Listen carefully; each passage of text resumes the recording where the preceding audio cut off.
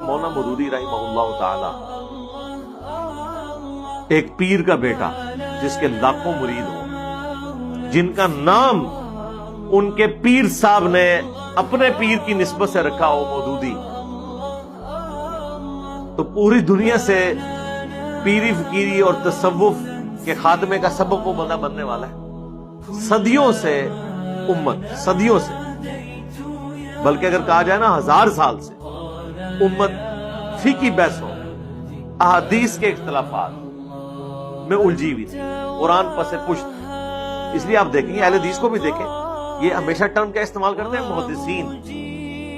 دیکھیں محدثین کا فارم، اس کے مقابلے پہ وہ دوسرے حنفیہ کہتے ہیں فقہا۔ کبھی آپ نے دیکھا ہے مفسرین یہ بولتے ہوں؟ نہیں بولتے، کیونکہ تو قرآن کا ہوتا ہے، قرآن کو انہوں نے بھی چھوڑ دیا ہوا تھا، قرآن کو انہوں نے بھی چھوڑ دیا ہوا تھا۔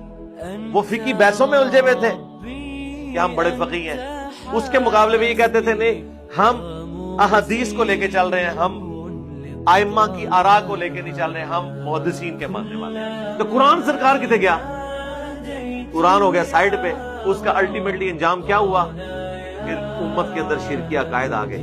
امت سے شرک کو ختم کرنے کے لیے جو اصل انسٹرومنٹ ہے وہ قرآن ہے، قرآن پسند۔ تو صدیوں کی گراوٹ کے بعد پہلا ایک بندہ ڈاکٹر اقبال جنہوں نے تھوڑا جھنجھوڑا، یا ابوالکلام آزاد، لیکن اس کام کو جس پیشن کے ساتھ مولانا مودودی نے کیا، یہ میرا دعویٰ ہے کہ پچھلے 1000 سال میں آپ مودودی صاحب جیسا کوئی بندہ نہیں دکھا سکتے جس نے قرآن کے لیے یہ خدمت کی ہو۔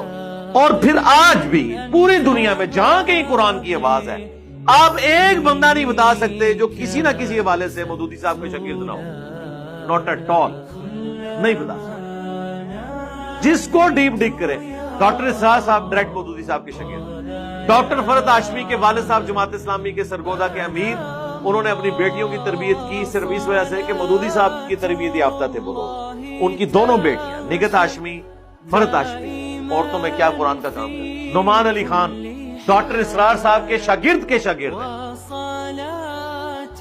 اس پلیٹ فارم سے جو قرآن کی آواز اٹھ رہی ہے، آپ اسے بھی ڈیپ ڈگ کریں تو مولانا مودودی رحمہ اللہ تک ہی جائے گی۔ تو یہ اللہ تعالیٰ کی سنت ہے کہ وہ اللہ تعالیٰ اپنے بندوں میں سے لوگوں کو اٹھاتا ہے، لیکن وہ اللہ تعالیٰ طے کرتا ہے کہ میں نے کہاں سے بندوں کو اٹھانا ہے۔